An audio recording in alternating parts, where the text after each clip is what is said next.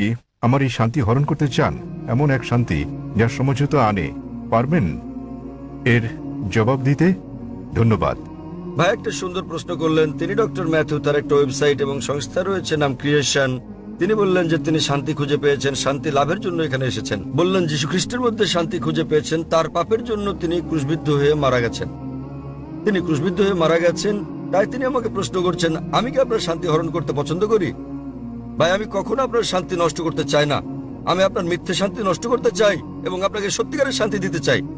আমি যীশু খ্রিস্টকে তার উপর শান্তি বর্ষিত হোক ভালোবাসি, তাকে শ্রদ্ধা করি এবং সম্মান করি। আমি জানতে চাই আপনিও কি যীশু খ্রিস্টকে ভালোবাসেন কি না। আপনার কাছে আমার একটা প্রশ্ন, জি। আপনি কি একমত?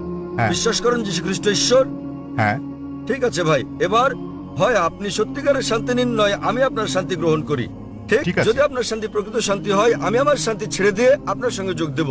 ঠিক আছে। এখন আমাকে বললেন যীশু খ্রিস্ট তার উপর শান্তি বর্ষিত হোক ঈশ্বর। আমি চ্যালেঞ্জ করছি আপনাকে, পারলে বাইবেলের এমন একটা অনুচ্ছেদ দেখান, স্পষ্ট করে বলা একটা অনুচ্ছেদ দেখান, একটা দ্ব্যর্থহীন ভাবে বলা অনুচ্ছেদ দেখান, যেখানে যীশু খ্রিস্ট তার উপর শান্তি বর্ষিত হোক নিজে বলেছেন যে আমি ঈশ্বর অথবা আমার উপাসনা করো, তাহলে আমি খ্রিস্টান ধর্ম গ্রহণ করতে রাজি আছি। আপনি বললেন যিশু হলেন ঈশ্বর।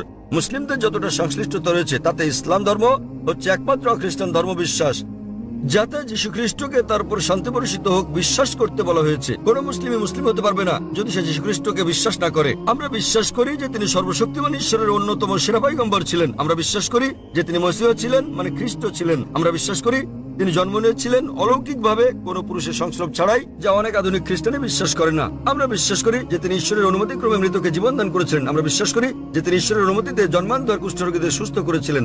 মুসলিম আর খ্রিস্টানরা এখানে একসঙ্গে চলছি, কিন্তু পার্থক্য আছে। যেমনটা আপনি বললেন যে বেশিরভাগ খ্রিস্টান বিশ্বাস করেন যে যীশু খ্রিস্ট নিজেকে ঈশ্বর দাবি করেছেন। পরিষ্কার করে বলা এমন একটিও উক্তি নেই সম্পূর্ণ বাইবেলে যেখানে যীশু খ্রিস্ট নিজেকে বলেছেন যে আমি ঈশ্বর কিংবা আমার উপাসনা করো। যদি এরকম উক্তি দেখাতে পারেন, আমি খ্রিস্ট ধর্ম গ্রহণ করতে প্রস্তুত। যদি তিনি না বলে থাকেন, তাহলে কেন আপনারা বিশ্বাস করেন তিনি ঈশ্বর? আর কোথায় যীশু খ্রিস্ট নিজে বলেছেন যে আপনাদের পাপ নিয়ে তিনি ক্রুশবিদ্ধ হয়ে মারা গেছেন? এই শিক্ষাটা হচ্ছে পলের। আপনারা কি পলকে না যীশু খ্রিস্টকে তার উপর শান্তি বর্ষিত হোক অনুসরণ করছেন? বাইবেলের কোথাও নেই। তাই আমার প্রশ্ন হচ্ছে, যখন যীশু খ্রিস্ট কখনো বলেননি যে তিনি ঈশ্বর, তাকে ভালোবাসবেন, আপনাদের সম্মান করা উচিত। তিনি বলেন, যখন তাকে জিজ্ঞাসা করা হলো, যা ছিল প্রথম উপদেশ, সেটা উল্লেখ আছে গসপেল অফ মার্ক অধ্যায় নম্বর 12 অনুচ্ছেদ নম্বর 29। তিনি বলেন,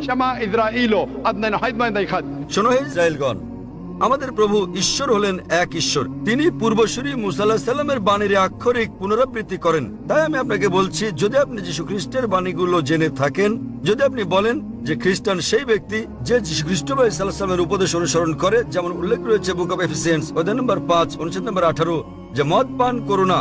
এটা আরো উল্লেখ আছে বুক অফ প্রভাবস অধ্যায় নম্বর 20 অনুচ্ছেদ নম্বর 1।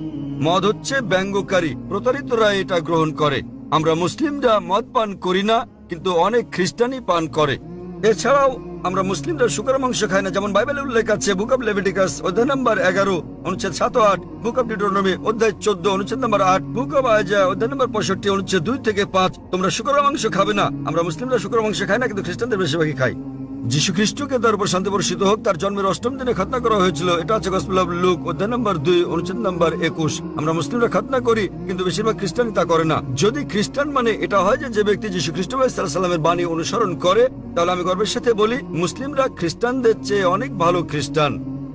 তাহলে কোথায় আপনারা যীশু খ্রিস্টের উপদেশ মেনে চলেন আর বলেন যে আপনারা তার উপাসনা করেন? তো ভাই, বাইবেলের এমন একটা অনুচ্ছেদ আপনি উল্লেখ করেন যেখানে যীশু খ্রিস্ট তার নিজের মুখে দ্ব্যর্থহীন ভাষায় বলেছেন যে আমি ঈশ্বর কিংবা আমার উপাসনা করো। ডক্টর জাকির নায়েক। জি ভাই। আমার প্রশ্নটি ছিল শান্তির উপর, এবং আমার সেই শান্তি রয়েছে। আমি কোনো কিছু প্রমাণ কিংবা আপনার সঙ্গে ভিন্নমত পোষণ করার জন্য কিছু মুখস্থ রাখতে কিংবা বলতে আসি। আমি যা বলতে চাই তা হচ্ছে শান্তি যা আমার বিশ্বাস থেকে এসেছে। কারণ আমরা সবাই পাপী এবং আমাদের পাপ মোচনের জন্য ত্যাগ স্বীকার করা প্রয়োজন। তবে তা আমাদের কাজের মাধ্যমে নয়, বরং এটা বিশ্বাস করার মাধ্যমে যে ঠিক আছে, যীশু খ্রিস্ট আমার পাপের প্রায়শ্চিত্ত করে গেছে। ভালো, তাহলে আপনি একমত যে যীশু খ্রিস্ট সব মানুষের পাপ মোচন করে গেছেন। আপনি কি ব্যাপারে একমত? ঠিক আছে, বিশ্বাস করে। ঠিক আছে, তাহলে ধরুন আপনার মতো একজন খ্রিস্টান যে যীশু খ্রিস্টকে বিশ্বাস করে, সে আপনার স্ত্রীকে ধর্ষণ করলো, তাহলে কি সে স্বর্গে না নরকে যাবে? মাফ করবেন, যদি একজন খ্রিস্টান এসে আপনার স্ত্রীকে ধর্ষণ করে, যে বিশ্বাস করে যীশু খ্রিস্ট তার পাপের জন্য মারা গেছেন, তাতে যে পাপই করুক না কেন তার পাপ মোচন হয়ে গেছে। তো যীশু খ্রিস্ট যদি তার পাপের জন্য মারা গিয়ে থাকেন, এর অর্থ সব খ্রিস্টান পুরুষরা নারী ধর্ষণ করলে কোনো পাপ হবে না? কখনোই না। কেন কখনো নয়? আপনি তো বললেন, যদি আপনি কোনো বলেছেন, ব্যক্তি- আপনি তো বললেন ভাই, আপনি বললেন আপনার কর্ম আপনাকে স্বর্গে নেবে না, এটা আপনার বিশ্বাস। তাহলে যদি বিশ্বাস করেন যীশু খ্রিস্ট আপনার পাপের জন্য মারা গেছেন, যদি ধর্ষণ করেন, ডাকাতি করেন, যদি অন্য মানুষকে নির্যাতন করেন, তাহলে কি আপনি স্বর্গে যেতে পারবেন? সে খ্রিস্টানই নয়, যদি সে এমন কাজ করে সহজ কিন্তু ব্যাপার। তিনি তো যীশু খ্রিস্টকে বিশ্বাস করেন, এমন খ্রিস্টান অনেককে না। আমি চিনি।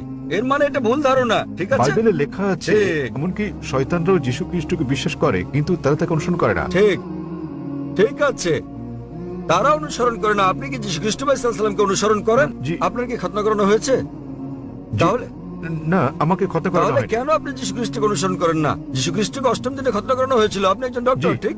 আপনি জানেন খতনা স্বাস্থ্যগত দিক দিয়ে কত সেটা উপকারী। আমার হাতে ছিল না, তাহলে সেটা ছিল কেন আমার আপনি, পিতামাতার হাতে। তো এখন আপনি করতে পারেন, কোনো সমস্যা নেই। অবশ্যই। আপনি চাইলে সাহায্য করবো আমি। 1 নম্বর পয়েন্ট। 2 নম্বরটা হচ্ছে, আপনি কি শুকরের মাংস খান ভাই? না। কেন আপনি শুকরের মাংস খান না? ওল্ড টেস্টামেন্টে তা উল্লেখ আছে, ঠিক। এবং ঈশ্বর তা উল্লেখ আপনি কি করেছেন। মাদক সেবন করেন? আপনি কি মদ পান করেন? না। ভালো। আপনি কি বিশ্বাস করেন যীশু খ্রিস্ট ঈশ্বর? যিশু ঈশ্বর, যিনি মানুষ রূপে পৃথিবীতে এসেছিলেন। কোথায় এটা উল্লেখ আছে বাইবেলের কোন অনুচ্ছেদে আমাকে বলেন? বাইবেলে কোন অনুচ্ছেদে? হ্যাঁ, বাইবেলের কোন অনুচ্ছেদে? কোন অনুচ্ছেদে কোথায় যীশু খ্রিস্ট নিজে বলেছেন যে তিনি ঈশ্বর? ধরেন যদি কেউ আপনাকে ঈশ্বর বলে, আপনি কি বিশ্বাস করবেন আপনি ঈশ্বর? কেউ যদি আমাকে ঈশ্বর বলে, আমি কি তা বিশ্বাস করবো? এই বিষয়টা মনে রাখা দরকার। যীশু খ্রিস্ট কখনো নিজেকে ঈশ্বর দাবি করেননি। প্রকৃতপক্ষে আপনি গসপেল অফ ম্যাথিউ অধ্যায় নম্বর 19 অনুচ্ছেদ 16-17 দেখবেন, এক ব্যক্তি যীশু খ্রিস্টের কাছে এসে বলল, ও গুড মাস্টার, কি ভালো কাজ করলে আমি অনন্ত জীবনে প্রবেশ করতে পারবো? তখন যীশু খ্রিস্ট তারপর শান্তি পরিশুদ্ধ হোক বললেন, কেন তুমি আমাকে ভালো বলছো ঈশ্বরকে বাদ দিয়ে? কেন তুমি আমাকে গুড বলছো? একটি মাত্র গুড আছে, আর তা স্বর্গের ঈশ্বর।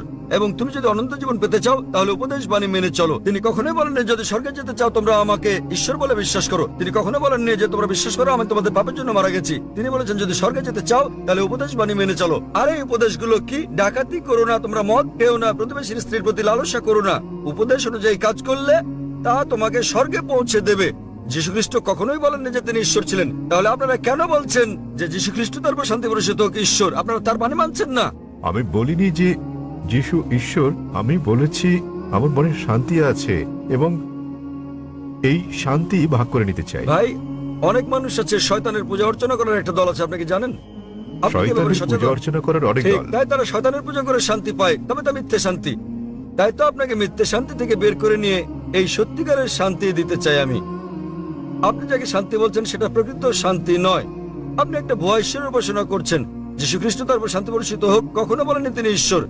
সুতরাং আপনি ভুল ঈশ্বরের উপাসনা করছেন এবং আপনি ভুয়া শান্তিতে আছেন। যেমন কিছু মানুষ শয়তানের পূজা করেও তারা ভাবে যে তারা সঠিক পথে আছে। আমি আপনাকে এই ভুয়া শান্তি থেকে বের করে নিয়ে আসল শান্তির পথে আনতে চাই, কারণ আমি নিজেকে একজন খাঁটি খ্রিস্টান ভাবি। যদি খ্রিস্টান মানে এমন ব্যক্তি হয় যিনি যীশু খ্রিস্ট বা ঈসা আলাইহিস সালামের বাণী মেনে চলেন, তাহলে আমি খ্রিস্টানদের চেয়েও বড় খ্রিস্টান। আপনি কি জানেন যীশু খ্রিস্ট তারপর শান্তি বর্ষিত হোক বলেন গসপেল অফ জন অধ্যায় নম্বর 16 অনুচ্ছেদ 12 থেকে 14, তোমাদেরকে আমার অনেক কিছু বলার আছে, কিন্তু তোমরা এখন তা সহ্য করতে পারবে না। যখন সত্যের আত্মা আসবেন তিনি তোমাদের সত্যের দিকে নিয়ে যাবেন। তিনি তোমাদেরকে ভবিষ্যতে নিদর্শন দেখাবেন, আমাকে গৌরবান্বিত করবেন। যীশু খ্রিস্টের পর কোন নবী ঈসা আলাইহিস সালামকে যীশু খ্রিস্টকে গৌরবান্বিত করেছেন? তিনি নবী মুহাম্মদ সাল্লাল্লাহু আলাইহি সাল্লাম। তাহলে নবী মুহাম্মদের আগমনের পূর্বাভাস, ভবিষ্যৎবাণী রয়েছে বাইবেলে, এমন অনেক উদ্ধৃতি রয়েছে। আপনার কাছে প্রশ্ন, কেন যীশু খ্রিস্ট বা ঈসা আলাইহিস সালামের নির্দেশগুলো মানেন না এবং কেন নবী মুহাম্মদ সাল্লাল্লাহু আলাইহি সাল্লামকে অনুসরণ করেন না?